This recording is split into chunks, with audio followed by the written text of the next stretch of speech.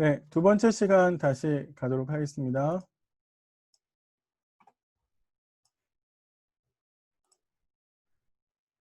네, 화면 보이고 계시죠? 저희가 이제 1장을 마쳤고요. 어, 이제 2장으로 가도록 하겠습니다. 예, 2장은 1장은 뭐라고 저희가 이야기를 했냐면 하나님께서 당신의 지혜를 통해서, 하나님의 지혜는 그리스도의 십자가고 그 그리스도의 십자가를 통해서 자신을 드러내시고 또 그걸 통해서 독자들을 구원하셨다. 이게 1장 18절부터 31절까지 한 이야기예요. 바울이 요거 이야기를 하는 이유는 뭐냐면 니네 그러니까 지혜를 자랑해? 자랑할 거 없어. 그거 니네 지혜가 지혜가 아니야. 하나님의 지혜가 참 지혜고 그 하나님의 참 지혜를 결과로서 우리가 받아서 구원받을 수 있게 됐어. 라고 이제 이야기를 한 거고요. 두 번째 이제 이야기하는 거는 뭐냐면 2장에 가서 바울이 이야기하는 건 뭐냐면 자신이 고린도에서 사역한 것을 예로 들어서 하나님의 지혜를 그러면 누가 알 수 있느냐라고 하는 것을 보여줘요. 바울이 보세요. 바울이 사역을 어떻게 했냐면 인간의 지혜를 따라 사역하는 게 아니라 성령을 의지해서 사역했어요. 그러면 바울이 보여주고자 하는 건 뭐냐면 인간의 지혜가 아니라 성령을 통해서 해야 돼요. 그래서 이걸 통해서 논증하려고 하는 바는 증명하려고 하는 바는 뭐냐면 인간의 지혜가 아니라 성령으로만 하나님의 지혜를 알 수 있어요. 그래서 하나님의 성령으로 생각하고 살아가는 사람은 영적인 사람이고 인간의 지혜를 여전히 추구하려고 하는 사람은 뭐예요? 반대로 육적인 사람이다. 라는 것까지 바울이 2장에서 이야기를 합니다. 이미 잘 아시는 내용이니까 빨리빨리 한번 해볼게요. 자, 바울이 처음에 고린도에서 사역을 했는데 바울의 고린도에서 사역은 아까 잠깐 살펴보듯이 사도행전 18장에 나와 있습니다. 사도행전 18장에 쭉 읽어보시면 확인할 수 있고요. 그런데 바울이 자신이 고린도에서 사역할 때 어떻게 사역을 했느냐, 바울의 사역의 태도는 크게 두 가지라고 제가 볼 수 있는데 하나는 뭐냐면 수사학이나 철학을 적극적으로 활용하지 않았다라고 이제 이야기할 수 있습니다. 그러니까 바울의 말의 의미는 수사학이나 철학을 반대하는 것이 아니라 사실은 자신을 내세우고 자신을 자랑하고 그러니까 자신이 중심이 되는 그런 말들을 하지 않았다라고 지금 이야기하는 거예요. 그러니까 그 이유가 더 중요한데 2절에 보시면 우리말 성경에는 그게 없는데 2절에 헬라어 성경 안에는 가르라고 하는 접속사가 있습니다. 왜냐하면이라고 해석되는 그런 접속사가 있어요. 그래서 2절에 뭐라고 이야기하냐면 왜냐하면 내가 너희 중에서 예수 그리스도와 그의 십자가에 못 박힌 외에는 아무것도 알지 아니하기로 작정했어. 이게 무슨 말이냐면 메신저보다 메시지가 더 중요하기 때문이야. 이렇게 이야기를 하는 거예요. 자, 보세요. 중요한 것은 메신저는 바울이죠. 바울이 메신저잖아요. 그런데 메시지는 뭐예요? 누구예요? 메시지는 예수 그리스도겠죠. 그러면 바울이 자신이 메신저인 바울보다 더 중요한 것은 메신저인 바울이 전해야 될 메시지가 더 중요해요. 그러면 누가 부각돼야 돼요? 예수님이 부각돼야 되죠. 그런데 철학이나 수사학에서 말하는 웅변조의 이야기는 상대방을 혹하게 만들고 감탄하게 만들고 논리적으로 설득하게 만드는 방식은 메시지가 전달되기보다는 메신저가 부각된단 말이에요. 그러니까 바울이 그렇게 메신저를 부각시키는 방식을 쓰지 않고 메시지가 되시는 예수 그리스도를 부각하기 위해서 말과 지혜의 아름다운 것으로 안 했다라고 지금 이야기를 하는 겁니다. 두 번째요. 그렇게 하지 않은 그렇게 메신저보다는 메시지가 더 부각하기 위해서 바울이 어떻게 했느냐라고 하면 두 번째 성령을 의지했다 이렇게 이제 나옵니다. 여기 이제 3절에 나가는데 보면 내가 너희 가운데 구할 때 약하고 두려웠고 심히 떨었다라고 이제 바울이 이야기를 하는데 이 말은 무슨 말이냐면 당대 연설가들이 있었는데 이제 주로 연설을 하는 사람들이 있었거든요. 청중을 모아놓고. 근데 그 사람들의 자격 조건이라 그럴까요? 딱 연설가다라고 했을 때 보여주는 특징이 뭐냐면 강하는 거예요. 강함. 그리고 굉장히 많은 사람들이 모여서 자신의 말을 듣지 않는 애처럼 담대하게 이야기할 수 있어야 돼요. 그런데 바울은 그렇지 않았거든요. 바울은 정반대였습니다. 바울은 말을 잘 못하는 사람이었어요. 사도행전에 보면 바울은 말은 잘 못했다. 그래서 바울의 편지 같은 데 보면 바울은 말은 잘 못하는데 글은 좀 쓴다 이렇게 이제 표현하기도 하잖아요. 그러니까 그런 아주 말을 잘하고 담대하게 말하는 운명가들과 비교해 보면 바울의 상황은 이래요. 바울의 지위가 별로 없잖아요. 바울이 지위가 있어요? 육체적인 또 질병이 있었거든요, 바울이. 가시의 이야기를 하거든요. 그리고 바울은 가난해요. 고린도에서 바울이 사역했을 때 그가 자신의 생계를 유지하기 위해서 브리스길라와 아굴라와 함께 일했거든요. 그리고 바울은 온몸에 박해로 인한 상처가 있었어요. 그러니까 바울이 내가 약해서 두렵고 떨었다라는 말은 바로 요런 자신의 상황을 이야기하는 것처럼 보여요. 그럼에도 불구하고 바울이 어떻게 했냐면 내가 전도할 때에 내가 그래도 어떡하든 내가 막 사람의 지혜를 써 가지고 막 짜 가지고 막 그렇게 하려고 한 게 아니라 내가 성령의 능력을 의지해서 가려고 했었다라고 인제 이야기를 합니다. 바울이 말하는 성령의 능력을 의지한다라는 말은요. 아마 이런 것 같아요. 성령의 지시를 따라가는 것. 바울은 전도 여행할 때 성령이 허락하지 않으셨다라는 말을 쓰기도 하고 여기를 가라고 하는 것 같다라고 해석하기도 하고 막 그러거든요. 그러니까 이거는 철저하게 성령을 의지한다는 건 성령의 지시를 따른 것이고 두 번째는 복음에 합당한 방식. 어 복음은 뭐예요? 예수 그리스도가 이 땅에 오신 거잖아요. 신이신 하나님이신 그가 인간의 몸을 입고 성육신하신 거죠. 왜요?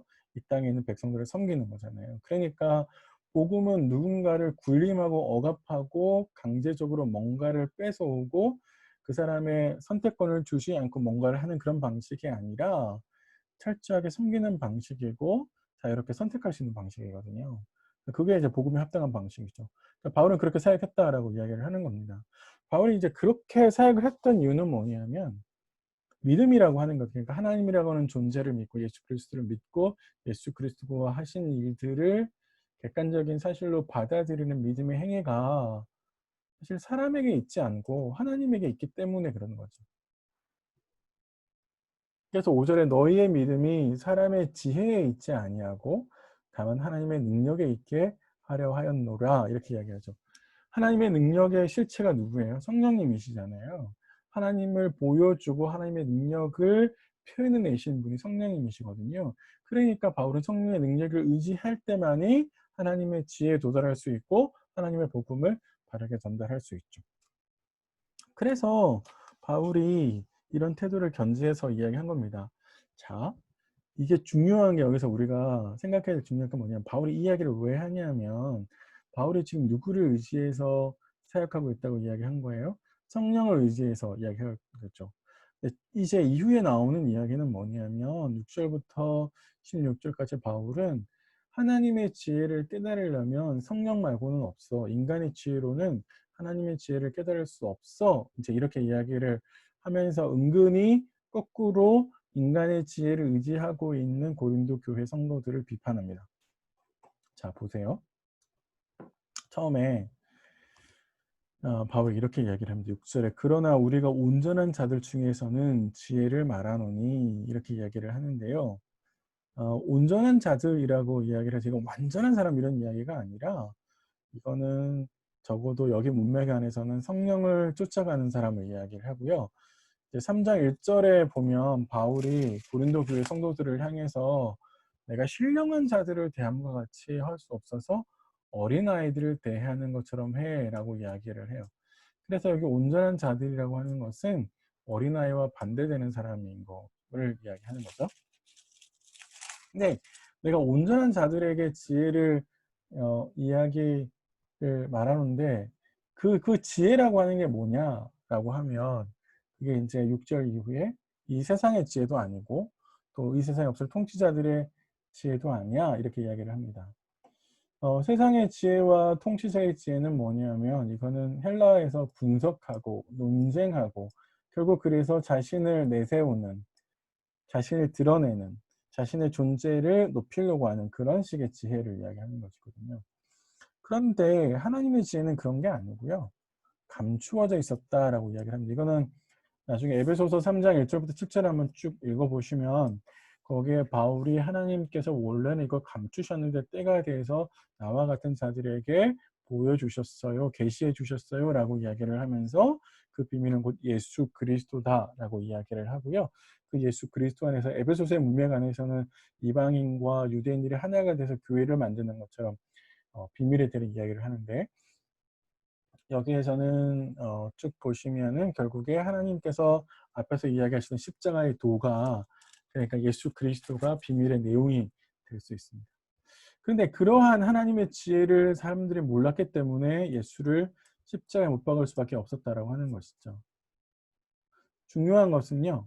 여기에서 바울이 지식이나 그런 걸 반대하는 게 아니고 바울이 여기에서 계속해서 이 세상의 지혜를 이야기했을 때 그 지혜라고 하는 것은 자랑하는 지혜예요. 자신을 내세우는 지혜. 그러니까 자기 중심적인 사고, 자기 중심적인 가치를 추구하는 방식의 삶을 이야기하는 겁니다. 그거를 지금 바울이 반대하고 있다는 거예요. 그런데 하나님의 이 세상 사람들의 지혜를 가지고는 그것이 뭐 통치자건 아니면 관원이건 이 세상에 누구를 할지라도 그들이 인간의 지혜를 가지고 인간의 생각을 판단을 가지고는 하나님이라고 하는 분을 알 수 없다는 거예요. 왜냐하면 범주 자체가 다르거든요. 그래서 그걸 누구를 통해서 알 수 있느냐라고 하는 거를 10절부터 16절까지 보여주는데 한마디로 말하면 성령을 통해서 알 수 있다라고 이야기를 합니다. 자, 그래서 바울의 논리를 한번 보세요. 하나님이 어떻게 얘기냐? 하나님이 성령을 통해서 자신의 지혜를 드러내셨어요. 그러면 우리가 하나님의 지혜를 알기 위해서는 어떻게 해야 돼요? 이렇게 바로 넘어갈 수 있어요? 우리 힘으로? 그거 안 된다는 거예요.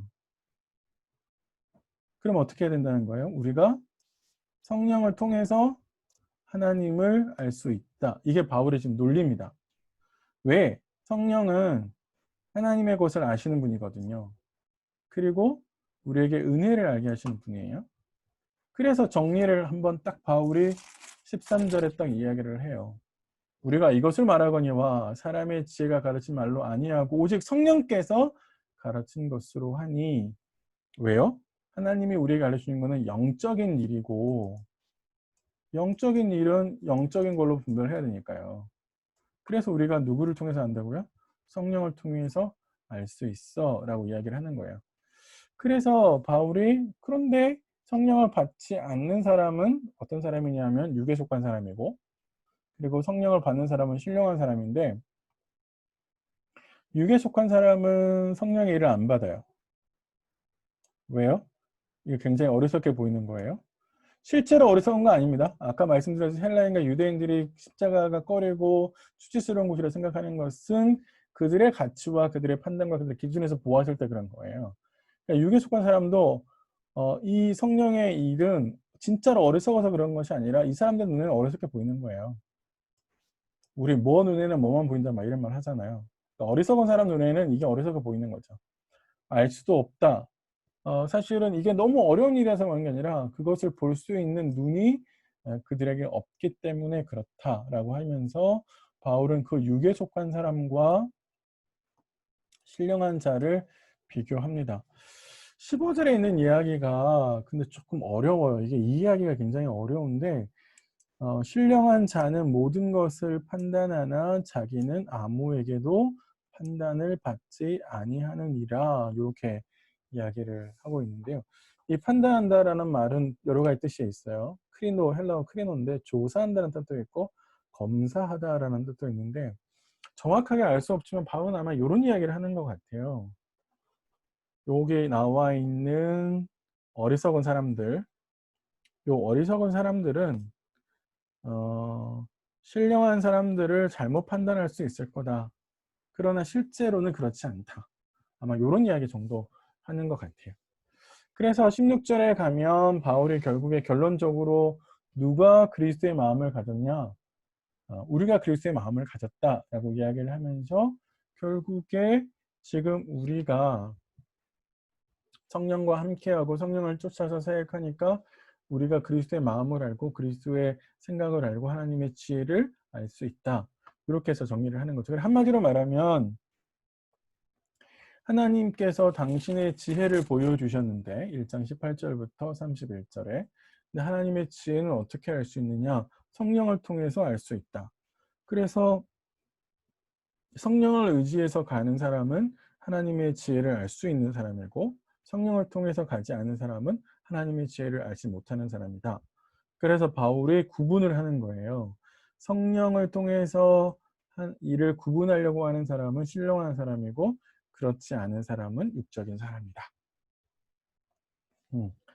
바울이 결국에 이렇게까지 구분하는 이유는 뭐냐면 결국 바울이 하고 싶은 말이 뭐예요?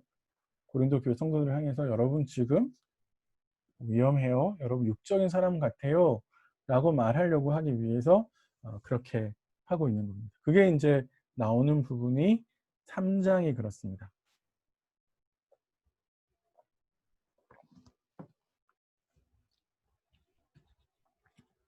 네. 3장 전체 구조는 이렇게 되어 있어요. 3장 1절부터 17절까지가 이제 한 단락인데요. 이렇게 되어 있습니다. 어떻게 되어 있냐면 바울이 일단 고린도 교회 사람들에 대해서 평가를 해요. 바울이 앞에서 이야기했죠. 육적인 사람과 영적인 사람에 대한 기준을 제시를 했잖아요. 성령의 임재를 받고 성령을 쫓아가고 성령을 의지하는 사람은 뭐예요? 영적인 사람이고 반대로 자신의 생각과 자신의 기준으로 자신의 가치를 끊임없이 쫓아가려고 하는 사람은 육적인 사람이에요. 그래서 바울이 딱 봤는데 내가 보니까 너희는 육신에 속한 자야. 그 근거가 뭐냐면 니네가 지도자를 쫓아가잖아. 사람을 쫓아가잖아. 성령을 쫓아가는 게 아니라 지도자를 쫓아가잖아. 그거는 결국에 니네가 그 뒤를 쫓는 방식으로 너희를 내세우려고 하는 것이고 그건 예전의 삶의 방식이고 그거는 육신에 속한 자들이 보여주는 모습이야. 그렇게 이야기를 하는 겁니다. 이런 판단을 내리고 난 다음에 바울이 하는 이야기는 뭐냐면 니네가 오해를 하고 있는데 사역자들은 하나님의 동역자일 뿐이야. 그리고 그 사역자를 통해서 교회가 구원받을 수도 있고 멸망할 수도 있어 라고 이야기를 하면서 너희가 계속 요렇게 있다 보면 멸망할 수 있어 라고 지금 바울이 경고를 하고 있습니다. 네. 이거는 참 우리 시대 교회들이 사실 3장은 많이 오해하고 있는 본문이기도 하고요. 그리고 상급론으로 잘못 이해되려고 하는 본문이기도 한데 사실 그렇게 볼 수 있지 않습니다. 바울의 논리 구조를 따라가다 보면 사실 이렇게 그렇게 볼 수 있을 만한 건덕지는 없어요. 그래서 하나씩 하나씩 좀 살펴 보시면 좋을 것 같습니다.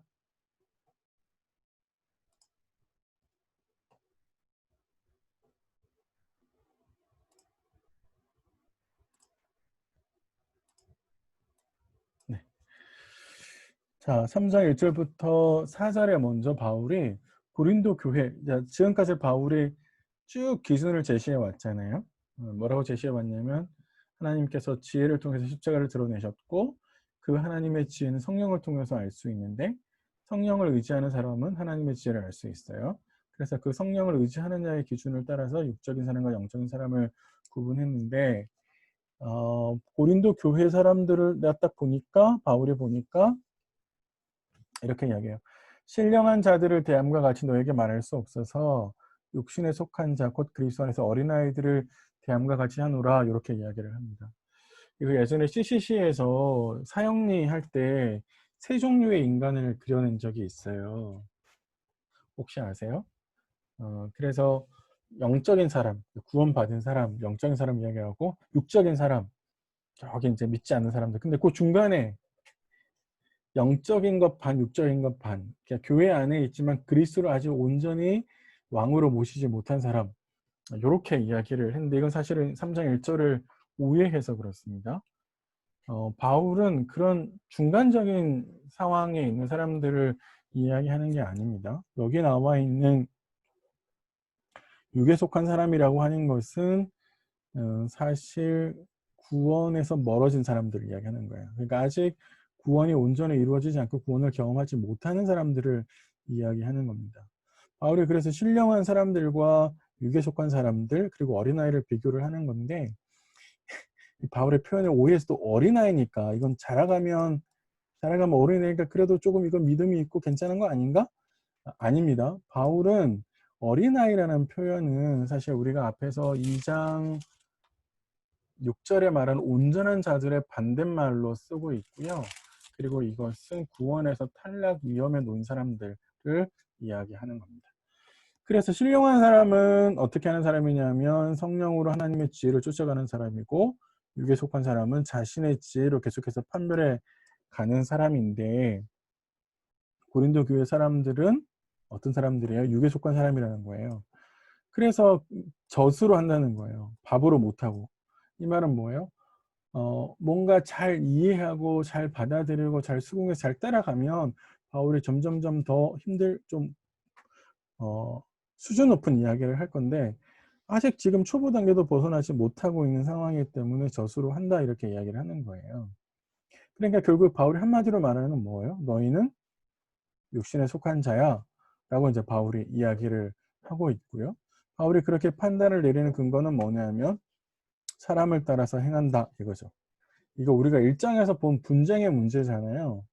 아까 제가 처음에 우리 이 파워포인트 제가 맨 첫 장에서 보여드린 게 뭐예요?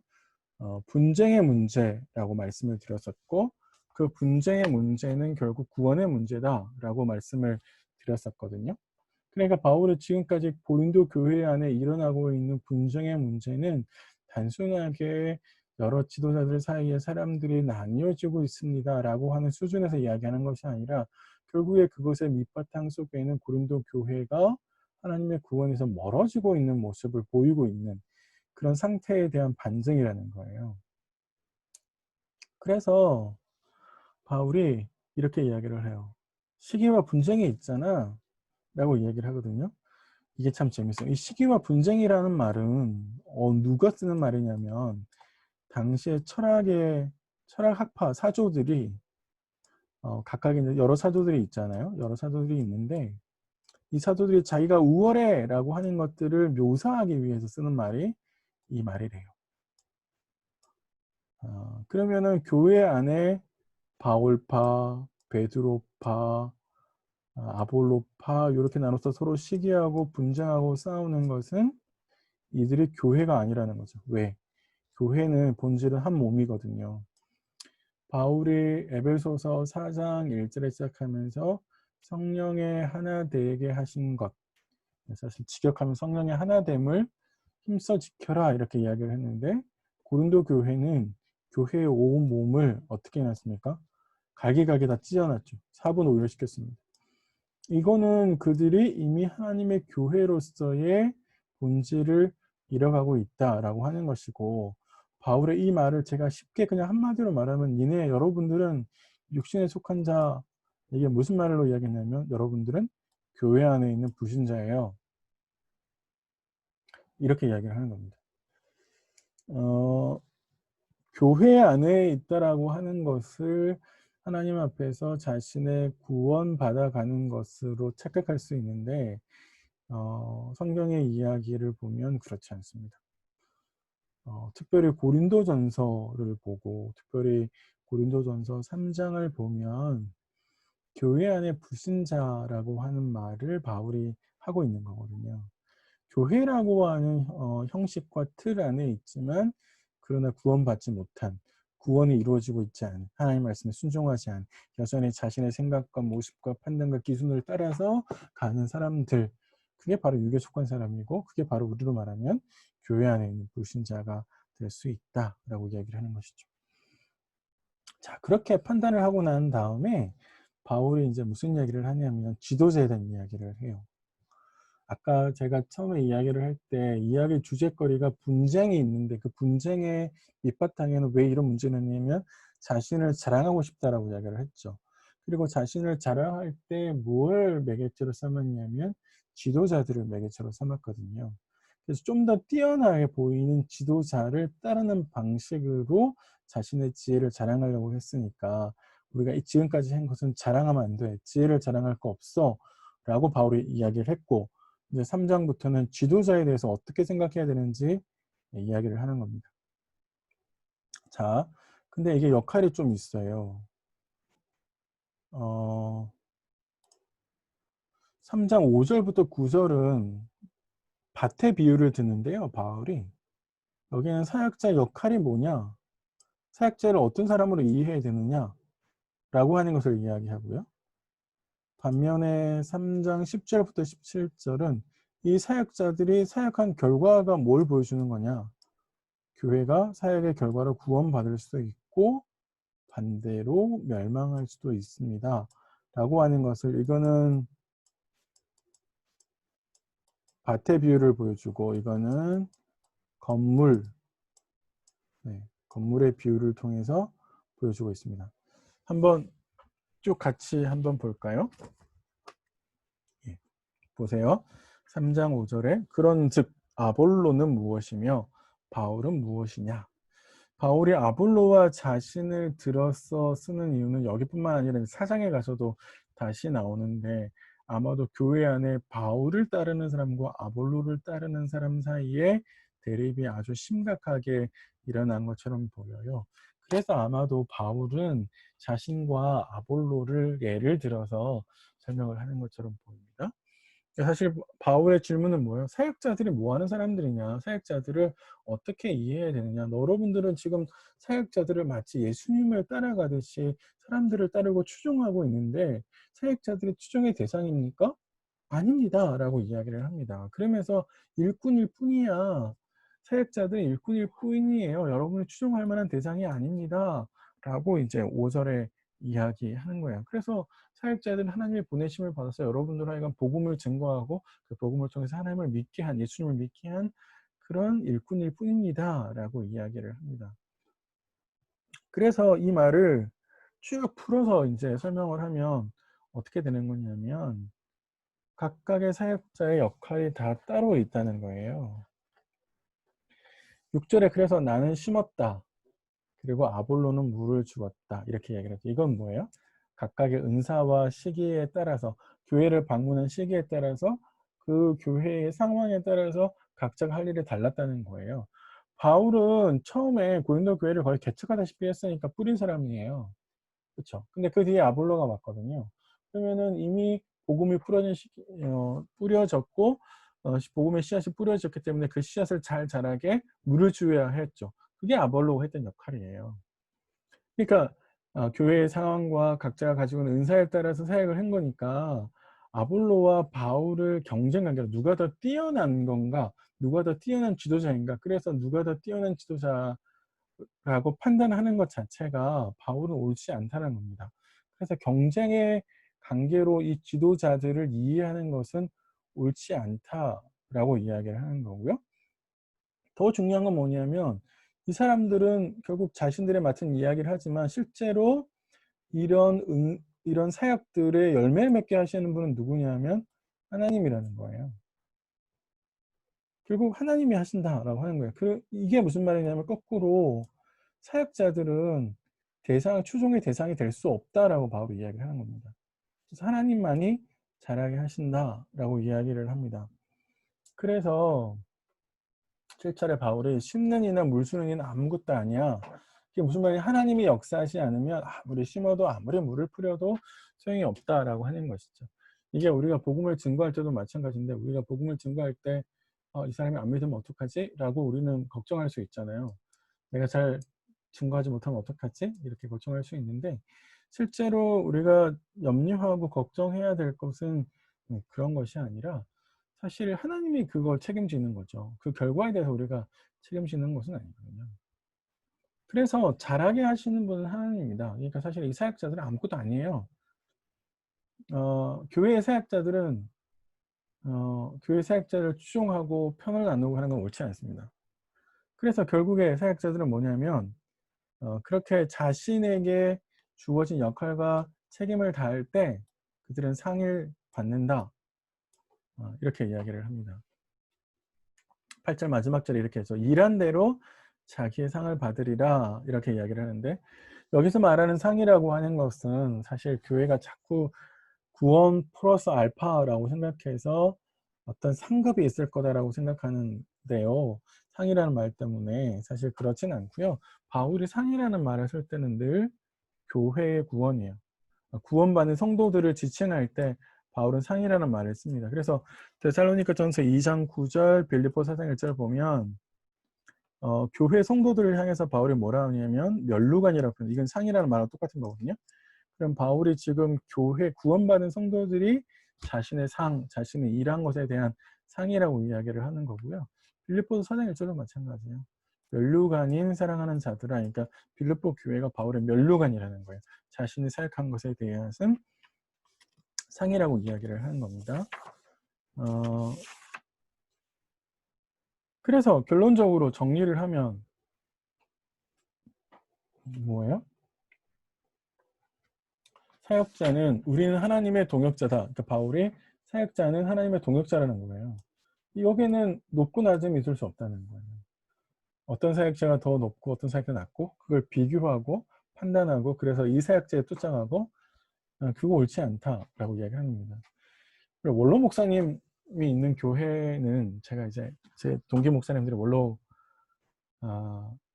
목사님 계신 교회에 가서 사역하고 막 그러기도 하는데 원로 목사님파, 담임 목사님파 이렇게 막 싸우잖아요. 사실 그거 옳지 않죠. 교회는 그럴 수 없다는 겁니다. 왜? 협력해서 하나님의 교회를 위해 협력하는 사역자들이고 일꾼일 뿐이니까. 그런 모습들이 있어서는 안 되는 거고요. 성도들은 그럼 뭐냐? 성도들은 하나님의 밭이라는 거예요. 사역자는 그 하나님의 밭에서 일하는 사람들이죠. 하나님의 집에서 일하는 사람들입니다. 그런데 바울이 밭이라는 말을 쓴 이유를 좀 잘 생각해 보세요. 밭은 열매를 맺어야 되고요. 집은 성전을 상징하는 말이거든요. 이건 조금 이따가 이제 다시 나오긴 하는데, 이런 식의 바울의 표현들은 사실 고린도 교회가 우리가 처음에 인사말에 살펴봤듯이 고린도 교회가 계속해서 하나님 많은 은사와 지식을 주셨음에도 불구하고 제대로 열매 맺지 못하고 있는 것에 대한 경고로 계속해서 하고 있는 겁니다. 한마디로 정리를 하면 요 5절부터 9절까지는 바울이 밭이라고 하는 것을 비유해서 말하는데, 바울의 초점은 사역자의 역할이 뭐냐라고 하는 것을 보여준다는 겁니다. 고린도 교회는 사역자들을 추종하고 그 추종하는 것을 통해서 자신의 지혜를 자랑하려고 했는데, 사실 사역자는 추종의 대상이 아니라 하나님의 일꾼일 뿐이다. 추종해야 될 대상은 그리스도고 하나님이시지 사역자들이 아니다라고 하는 것들을 바울이 여기에서 이야기했습니다. 자, 5절부터 9절까지가 밭의 비유라면 10절부터 17절까지는 바울이 건물이라고 하는 것에 비유를 들어서 설명을 해 주는데, 초점이 약간 달라지죠. 제가 아까 밭의 비유는 사역자의 역할이 무엇인가 라고 하는 점에서 말씀을 드렸다고 이렇게 이야기했고요. 밭의 비유는 사역자가 그렇게 사역을 한 결과가 어떻게 되느냐, 그것을 보여주고 있습니다. 그러니까 하나님의 일꾼인 사역자가 교회에서 사역을 하게 되는데, 그가 사역을 잘하면 교회가 구원을 받을 수 있게 되고, 그가 사역을 열심히 잘 못하면 그래서 교회는 구원받지 못하고 멸망의 길로 갈 수도 있습니다 라고 이제 이야기를 하는 거예요. 그래서 초점이 이 전반부 밭의 비유에서는 사역자를 이해하는 것에 있다면, 이 후반부의 건물의 비유는 사역의 결과를 이해하는 데 있습니다. 초점이. 자, 그래서 바울이 10절에 이렇게 시작을 해요. 사역자들은 이해되는데 10절에 이렇게 돼요. 내게 주신 하나님의 은혜를 따라 내가 지혜로운 건축자와 같이 터를 닦아둠에 다른 이가 그 위에 세우나. 요거는 아까 바울이 처음에 이야기한 거 똑같죠. 아볼로는 무엇이고 바울이 무엇이냐라고 했을 때 나는 심었고 아볼로는 물을 주었다. 역할이 다르다고 이야기를 했잖아요. 바울이 터를 닦았다라고 이야기를 하면 바울이 터를 닦아놓고 떠나고 나서 그 이후에 있는 사역자들이 그 위에 교회를 세우는 거죠. 교회를 세우는 거죠. 그러니까 역할이 다르는 거예요. 건물을 세우는 이가 있고 성령에서 열매를 보는 이가 있는 거죠. 그러니까 그거는 시기와 상황에 따라서 사역자들의 역할과 그 결과가 달라진다라고 이야기를 하는데, 하지만 그 터가 되시는 예수 그리스도 위에서 사역의 결과가 나타나게 되는데, 그 사역의 결과가 다른 모습으로 나타날 수 있다라는 겁니다. 사역의 결과가. 그래서 이건 잘 보셔요. 12절부터 나오는 걸 보세요. 만일 누구든지 금이나 은이나 보석이나 나무나 풀이나 짚으로 이 터 위에 세우면, 이렇게 되어 있는데, 금과 은, 보석, 나무, 풀, 집, 이거가 상징하는 바는 뭐냐면, 예수는 이걸 믿음의 제로라 그러고 막 그렇게 해서 믿음의 공력이 어쩌고 막, 그래서 심판받을 때 이거 잘 살아나면 플러스 알파가 있고 상급이 있고 막 그렇게 이야기를 했는데요. 사실 이제 그건 아니고, 여기서 바울이 이해하려고 하는 바는 뭐냐면, 금과 은, 나무와 집은 상급이 아니라 사역자가 맺은 열매예요. 그러니까 이거는 결국 성도고, 그 성도의 믿음의 상태를 표현한 말입니다. 그래서 어떤 성도는 금과 같은 믿음이 있고, 어떤 이는 은과 같을 수 있고, 어떤 이는 나무일 수 있고, 어떤 이는 짚일 수 있는 거죠. 요 집자를 제가 잘못 쓴 것 같습니다. 그러니까 교회 안에 모든 성도들의 믿음이 일천편일률적이지 않고 각각의 상황에 따라서 다 다르죠. 금과 같이 귀한 믿음이 있을 수 있고, 또는 어떤 이는 믿음이 연약해서 짚이 될 수 있죠. 그런데 그렇게 사역자들이 사역을 해서 모든 사람들이 그런 열매들을 맺게 되는데, 마지막 때가 되면 하나님의 심판의 때가 올 것이고, 그 심판의 때에 하나님의 불로서 심판해 보신다는 거예요. 그래서 이 사람 믿음이 얼마나 되는지를 달아보신다는 겁니다. 그때 상이 있을 수 있고 해가 있을 수 있어요. 이 말은 무슨 말이냐면, 상이라고 하는 말은 아까 우리가 앞에서 뭐라고 얘기했죠? 교회의 구원이라고 이야기했죠. 바울이 자신의 상이라고 하는 것은 교회가 구원받는 거다라고 이야기를 했고요. 그러면 해는 뭐냐면 반대예요. 교회가 탈락되는 겁니다. 교회 안에 성도들이 구원에서 탈락되는 것을 바울이 해로 표현하고 있는 겁니다. 그러니까 어떤 사람들은 사역자의 지시를 따라, 사역자의 지도를 따라 하나님을 잘 믿은 사람들은, 신앙생활 잘한 사람들은 하나님의 심판의 때에 금과 같아서 잘 견뎌서 구원을 받지만, 그렇지 않은 사람들은 구원에서 탈락할 수 있다라고 이야기하는 거죠. 그래서 바울이 그걸 어떻게 표현하냐면 15절에 누구든지 그 공적에 불타면 해를 받으리니, 그러나 자신은 구원을 받되 불 가운데에서 받는 것 같으리라. 이걸 비교를 어떻게 하는 거냐면요. 불타는 공적은 교회가 구원에서 탈락하는 것이고, 그런데 자신은 구원받는 거다라고 이야기를 할 때 이 구원은 사역자의 구원을 이야기하는 겁니다. 그러니까 한마디로 말해서 사역자가 교회에 와서 열심히 사역을 해서 성도들을 양육했는데, 그 성도들을 양육한 결과 그 성도들이 어떤 상태에 놓여 있고 그들의 사역자가 어떻게 사역했느냐의 모습은 하나님의 심판대 앞에 서서 불같은 하나님의 심판 앞에서 누가 어떻게 얼마나 구원받느냐를 보면 확인이 된다는 거예요. 그래서 그 가운데 어떤 이들은 구원을 받고 어떤 이들은 탈락할 수 있다라고 이야기를 하는 겁니다. 그래서 바울이 결과론적으로 이야기를 하려고 하는 바는 뭐냐? 이렇게 정리를 하면서 마지막에 16절, 17절을 이야기하는 겁니다. 우리 매일 성경을 제가 얼핏 보니까 16절, 17절의 이야기를 사장과 붙여 놓은 것 같아요. 3장 16절, 17절을 그 이후에 단락과 붙였는데요. 이거는 그러면 안 될 것 같아요. 요거는 3장 9절처럼 정리하는 단락처럼 보이거든요. 그래서 16, 17절을 앞단락과 붙여서 읽어야 될 것 같습니다. 결론적 정리는 뭐냐면, 여러분들이 하나님의 성전이라는 거예요. 성전은 하나님의 임재가 있는 곳이죠. 그리고 그 중심에는 하나님이 계시는 거거든요. 제가 이제 분쟁의 문제를 언급했을 때 그 분쟁의 문제에 파고 들어가 보면 결국에 중심엔 자기가 있는 거거든요. 그러니까 바울은 여러분들이 하나님의 성전입니다. 하나님이 임재하시는 곳입니다. 라는 말은 여러분의 중심 가운데 하나님이 있어야 된다라고 지적을 하는 것이죠. 그러면서 그 성전은 바른 모습을 가지고 있어야 되는데 그건 뭐예요? 거룩해야 된다는 거죠. 생각과 말과 삶에 있어서. 근데 그렇지 않으면 어떻게 된다는 거예요? 심판을 받게 된다는 것이고 심판을 받는다라는 말은 하나님의 구원에서 탈락할 수 있다라고 지금 바울이 우리에게 경고하고 있는 겁니다. 대표적인 예는 구약의 실로 성소죠.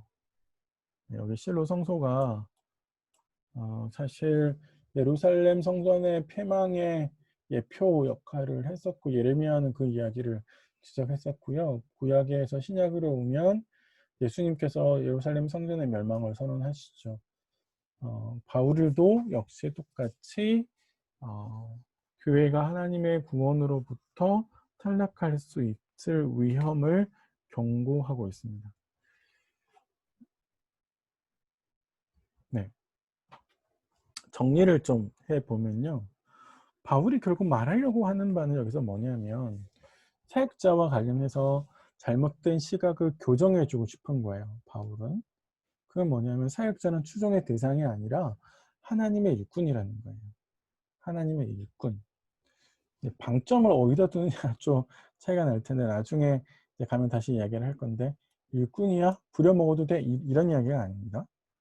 사역자는 여기서 말하려고 하는 말은 추종의 대상이 아니라는 거예요. 그러니까 사람을 쫓아가는 것은 아니다라고 그런 대상이 아니다라고 이야기하는 것이고 두 번째는 교회가 계속해서 이렇게 가다 보면 여러분 구원에서 탈락할 수 있습니다 라고 하는 것을 바울이 경고하는 겁니다. 한국 교회는 한 번 구원은 영원한 구원이다라고 이야기를 하는데 성경에서 말하는 구원은 모습은 실존적이에요. 그러니까 내가 어제 구원받았기 때문에 오늘도 구원받은 모습으로 있다? 그렇지 않아요. 오늘 지금 이 순간 하나님과 나와의 관계가 그 구원의 모습을 보여주는 것이기 때문에 한 번 구원은 영원한 구원이다라고 말할 수 없습니다. 그래서 지금까지 바울이 한 이야기를 정리를 하면 이렇게 정리할 수 있어요. 각자 한번 읽어보세요. 소리 내셔서. 하나님은 성령을 통해서 자신의 지혜를 드러내셨고 우리가 아까 1장 18절부터 3절 살폈죠. 그런데 오직 성령과 관계한 자만 하나님의 참 지혜를 깨닫죠. 이게 2장의 이야기였습니다.